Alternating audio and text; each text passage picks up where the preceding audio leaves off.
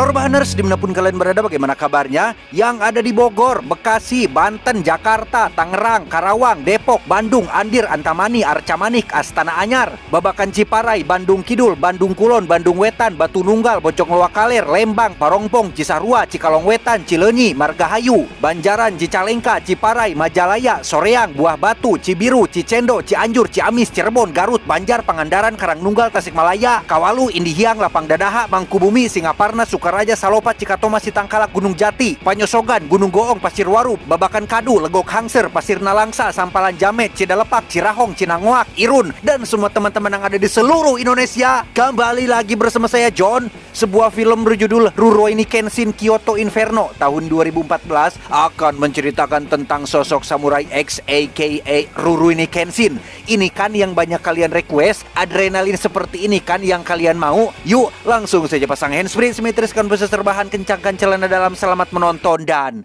cekicrot.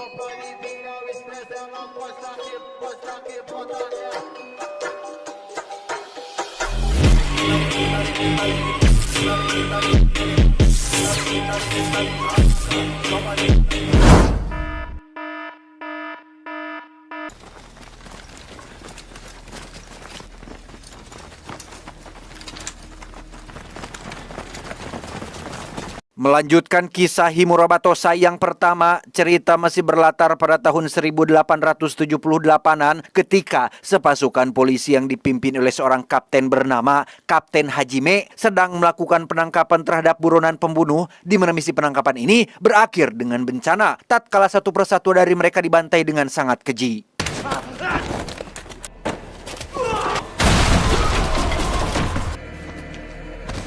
Dan ya, inilah Shishio Makoto, seorang samurai pembunuh yang masih satu angkatan dengan Kenshin, di mana Kapten Hajime hanya bisa terdiam saat melihat seluruh anak buahnya dibelem hidup-hidup tanpa bisa menangkap Shishio yang ternyata berhasil kabur.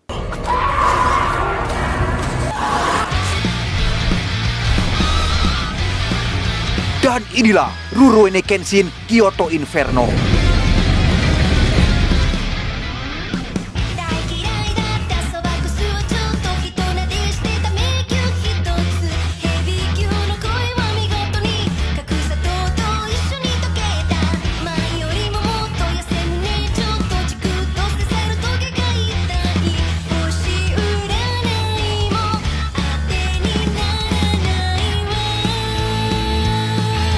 Dan kisah masih akan berfokus pada jagoan kita semua. Siapa lagi jika bukan Kenshin Himura, seorang legenda yang sangat-sangat terkenal. Bahkan setelah 10 tahun pensiun dari profesinya, Kenshin masih saja diburu oleh beberapa samurai yang berambisi untuk mengalahkannya demi bisa menjadi yang nomor satu.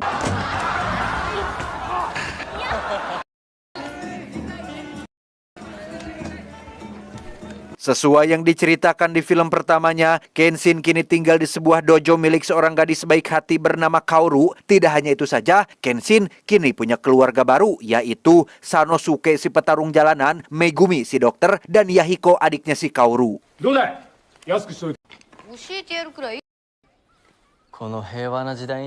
Tak lama muncullah seorang inspektur utusan Pak Menteri. Beliau mengatakan bahwa saat ini sedang ada masalah yang sangat-sangat urgent dan Kenshin diminta untuk ikut menemui sang Bapak Menteri ke kantor.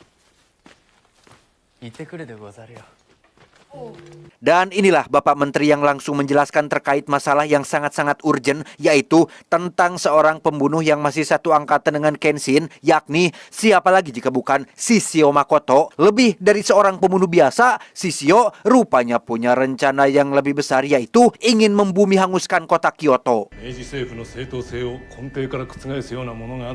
10 tahun lalu ketika masa perang, Shishio adalah seorang samurai yang bekerja untuk pemerintah. Dari segi kecepatan, kemampuan, dan kecerdasan, Shishio hampir menyamai Kenshin. Bedanya, letak perbedaannya, ia tidak memandang siapa lawan, mau lemah, mau musuh sudah menyerah, wanita, ataupun anak-anak, Shishio akan tetap menghunuskan pedangnya, sehingga ketika perang berakhir, Pak Menteri dan para petinggi pemerintah lain pun sepakat untuk melenyapkannya, karena setelah mereka memenangkan peperangan, jasanya sudah tidak dibutuhkan lagi, yang jikalaupun ia dibiarkan hidup, tentu akan sangat berbahaya untuk keselamatan warga sipil lainnya.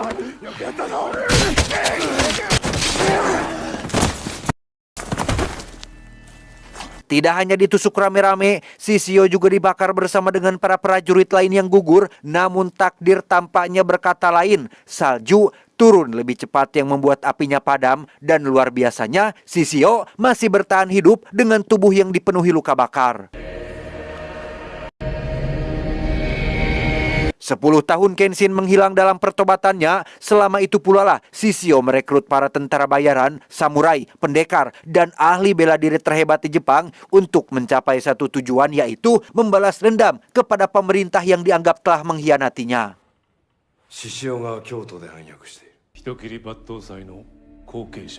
Pada intinya, Pak Menteri mengundang Kenshin datang ke sini untuk meminta bantuannya karena dengan SDM yang pemerintah miliki tentulah tidak sebanding dengan apa yang bisa Sisio lakukan, dan hanya Kenshin lah satu-satunya orang yang bisa menghentikannya. Sepulangnya Kenshin ke dojo, Kaoru dan Megumi pun langsung kesal kepada pemerintah yang selalu melibatkan Kenshin ketika ada butuhnya saja, di mana Kenshin sendiri tampak masih berpikir karena ini menyangkut keamanan negara, termasuk keselamatan warga di kota Kyoto.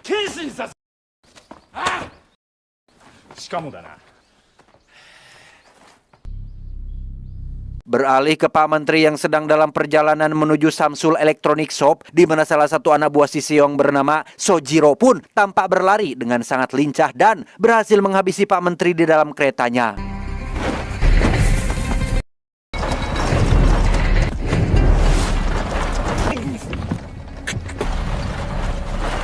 Alhasil, Kenshin pun kembali dipanggil ke kantor pemerintahan dan semakin didesak oleh inspektur agar cepat mengambil keputusan yang jika kematian Pak Menteri dianggap masih kurang, Kenshin pun diajak melihat puluhan jasad polisi yang merupakan ulah kekejaman Sisio.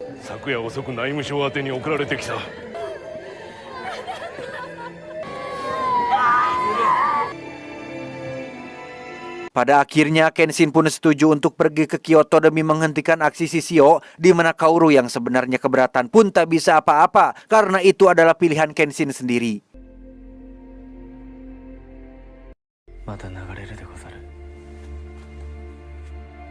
Tepat saat Kenshin pergi dengan meninggalkan kimono warna merahnya, Sanosuke sendiri tak sengaja bertemu dengan seorang pendatang yang berpakaian macam jagoan bernama Aoshi. Ia mengaku jauh-jauh datang dari Kyoto, rupanya adalah untuk mencari sosok Kenshin dan berambisi untuk mengalahkannya agar bisa menjadi yang terkuat dan nomor satu. Melihat sikap Aoshi yang mencela-mencele dan tidak tahu adab sopan santun, Sanosuke pun menantangnya berduel dan inilah yang terjadi.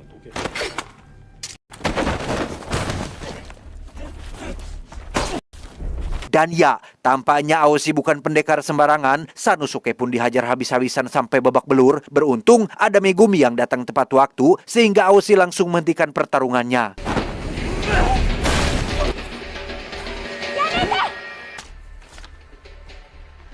Kembali ke Kenshin yang masih sedang melakukan perjalanan dengan pakaian pengembaranya, di mana saat ia sedang istirahat dan melem lauk di sungai, muncullah seorang wanita bernama Misao yang mencuri pedang milik Kenshin dan langsung kabur saat menyadari dirinya ketahuan.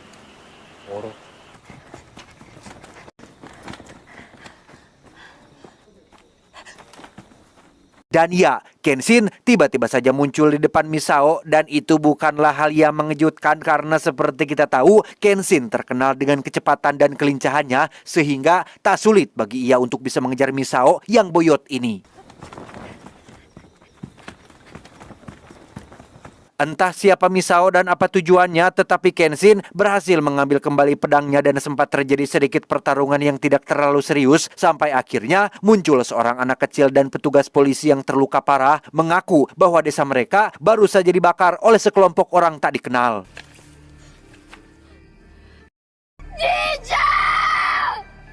Setibanya di desa yang dimaksud, alangkah terkejutnya Kenshin dan Misao saat melihat desa itu sudah hangus terbakar. Berikut dengan kedua orang tua si anak kecil yang digantung pada pohon. Tak lama muncullah sekitar 30 orang preman yang menjadi pelaku pembakaran ini, sehingga Kenshin merasa perlu untuk menghadapi mereka semua.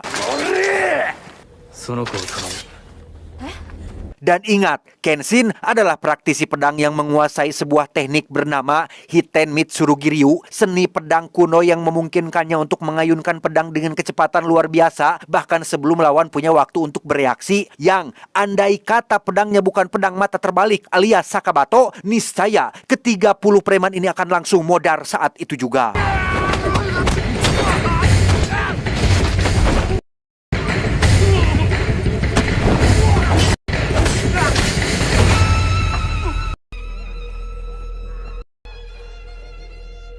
Tak lama, muncullah Sojiro yang datang untuk membawa Kenshin menemui bajikannya yang setibanya di lokasi pemandian air panas. Kita akhirnya akan melihat pertemuan pertama kali antara Kenshin dan Shishio. Sama-sama ahli pedang hebat, sama-sama pernah membunuh banyak orang. Bedanya, Kenshin sudah tobat, sedangkan Shishio masih terus melakukannya, sehingga sudah jelas mana yang suhu, mana yang junior. Tapi meski begitu, kita semua yang menonton pasti akan sangat dibuat emosi tatkala mengetahui jika alasan Shishio membakar desa kecil ini hanya karena tertarik dengan pemandian air panasnya dan ingin memilikinya untuk diri sendiri.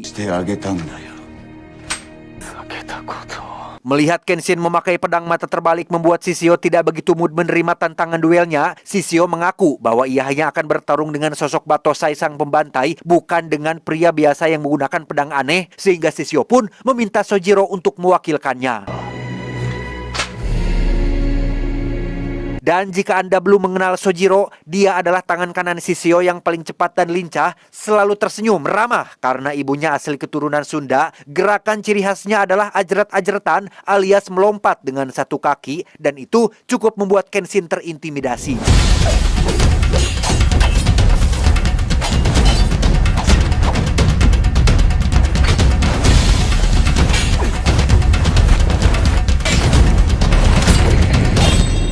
Dan ya, pedang mata terbalik Kenshin pun akhirnya patah oleh seorang bocah yang suka nyengir wae, yang karena tidak seru bertarung tanpa pedang, Sojiro pun pergi begitu saja tanpa menyelesaikan pertarungannya. Singkat cerita, Kenshin akhirnya tiba di kota Kyoto yang cukup ramai dan dipenuhi banyak orang, sampai akhirnya muncul lagi si Misao yang menyeret Kenshin untuk ikut bersamanya.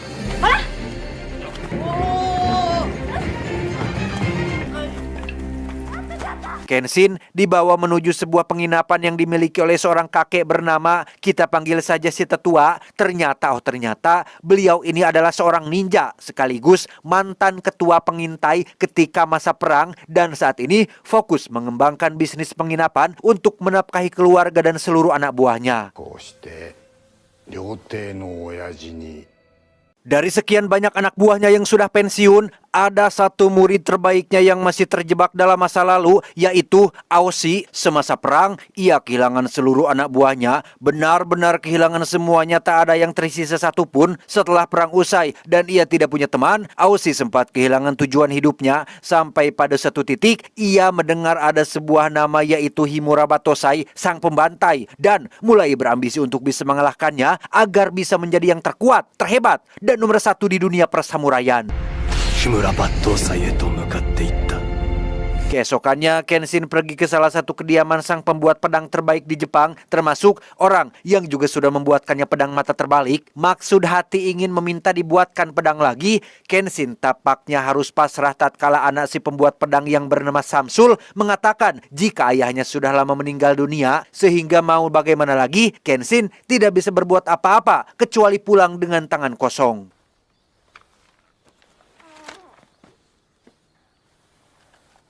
Tak lama setelah Kenshin pergi, muncul lagi seseorang yang lain bernama Cho. Ia adalah pendekar suruhan Shishio yang diutus untuk mengambil pedang terakhir buatan ayah Samsul yang katanya masih Samsul simpan, yang karena Samsul bersikeras tidak mengakuinya, Cho pun menyandera anaknya yang masih kecil sehingga...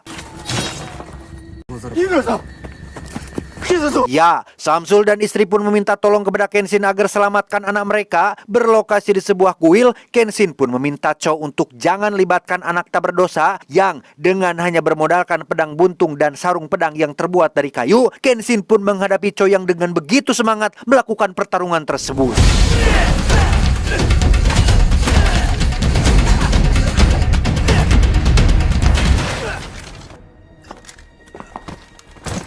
Dan ya, Cok jelas bukan tandingan seorang Kenshin, jauh sekali, sangat jauh sekali levelnya. Masih untung Cok dihantam pakai sarung pedang kayu. Coba kalau itu pedang tajam yang beneran, wah modar sia teh. Cok kembali berdiri, ia tampaknya belum menyerah dan mulai mengeluarkan seluruh kemampuan yang dimilikinya.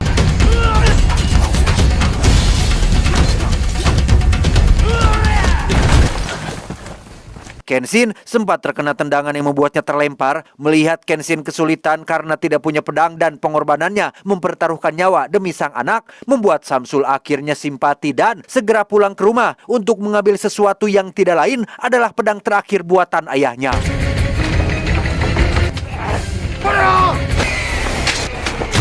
Setelah berhasil meraih pedangnya, Kenshin hanya terdiam dalam posisi kuda-kuda ciri khasnya, di mana Cho yang mulai jengkel pun berjalan ke arah anak Samsul dan mengancam akan menghabisinya sehingga...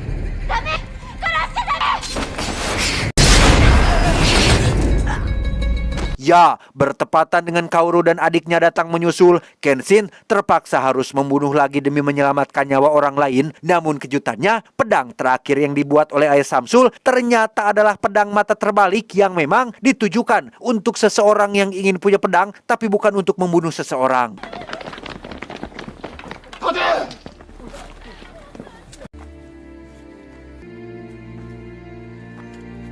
Beralih ke Shishio yang sudah siap menyerang kota Kyoto, di mana ia juga sudah merekrut sekitar 10 pendekar terhebat dari seluruh penjuru Jepang agar rencananya bisa berjalan lancar.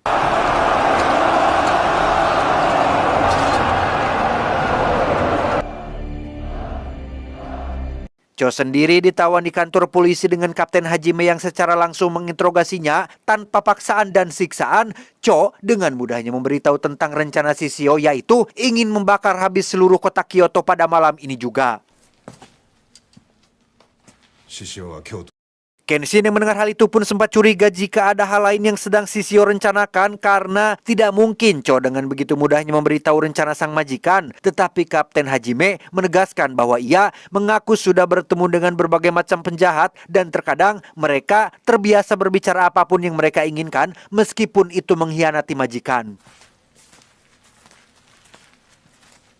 Tanpa buang waktu, Kapten Hajime dan seluruh polisi pun langsung bersiap, termasuk si tetua dan anak buahnya yang bersedia ikut kerjasama melindungi kota tempat tinggal mereka. Yang tepat saat anak buahnya sudah bergabung dengan para polisi dan yang lain, tetua sendiri harus dialihkan perhatiannya oleh kemunculan si Aoshi yang baru pulang. Sebenarnya agak beban dan merepotkan. Di situasi genting seperti ini, Aoshi benar-benar hanya jadi sosok yang ngaririweh, bikin rebet, gaje, bukannya fokus pada hal yang lebih penting, malah terus saja mengurusi ambisi tidak jelasnya itu. Apalagi ketika mendengar tetua sempat mengizinkan Kenshin tinggal di penginapannya, Aoshi sangat-sangat marah dan kesal kepada tetua hingga mereka berdua memutuskan untuk berduel.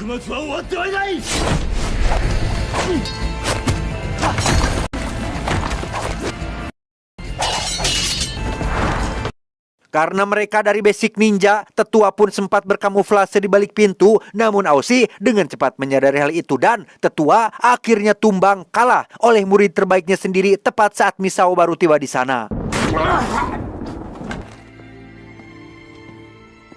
Kembali ke Kenshin dan para polisi yang sedang bersiap menyambut Shishio dan seluruh pasukannya. Mereka datang bersama dengan api besar untuk membakar kota ini. Yang tanpa buang-buang waktu lagi, para polisi pun langsung menyerang duluan dan inilah yang terjadi.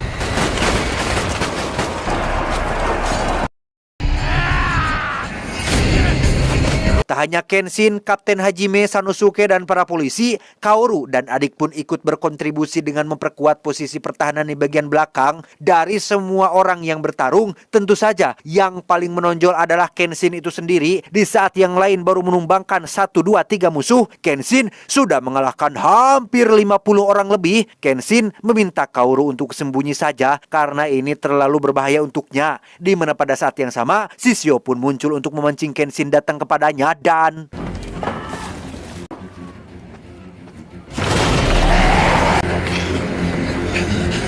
Ya, Shishio memakai strategi licik dengan membuat dirinya seolah menjadi banyak. Namun itu tidak menjadi masalah untuk Kenshin karena berapapun jumlahnya, ia akan tetap mengalahkan mereka semua tanpa memperdulikan apapun.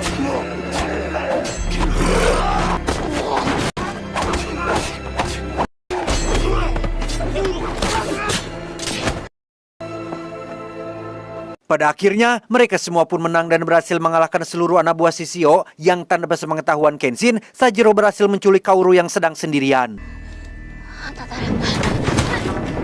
Di saat yang sama, Kenshin mulai sadar jika ini semua terlalu mudah. Menurut pengalamannya, setiap musuh yang ia lawan pasti memiliki rencana terselubung yang lebih besar. Dan benar saja, setelah melihat peta, Kenshin akhirnya sadar jika Shishio tidak hanya mengincar kota Kyoto, melainkan mengincar sesuatu yang lebih besar, yaitu seluruh negara Jepang, dimulai dengan menargetkan kota Tokyo sebagai titik awal pembumi hangusannya.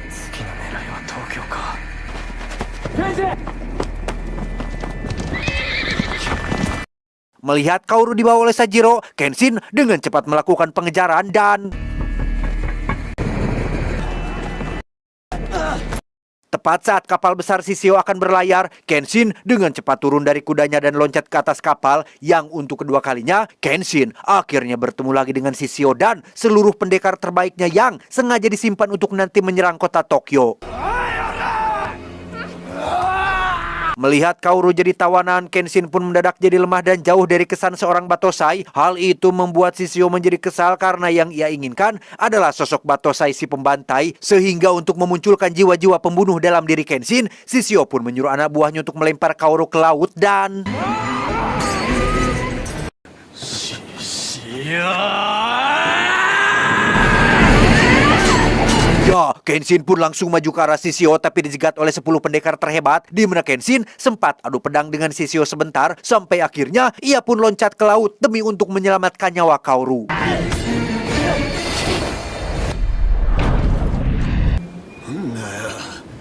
Keesokan paginya, Kenshin ditemukan terdampar di pinggir pantai sampai akhirnya muncul seorang nelayan yang menolongnya. Entah siapa nelayan ini, tetapi dari raut wajahnya, ia jelas bukan orang sembarangan dan tampak seperti sudah mengenal Kenshin sebelumnya.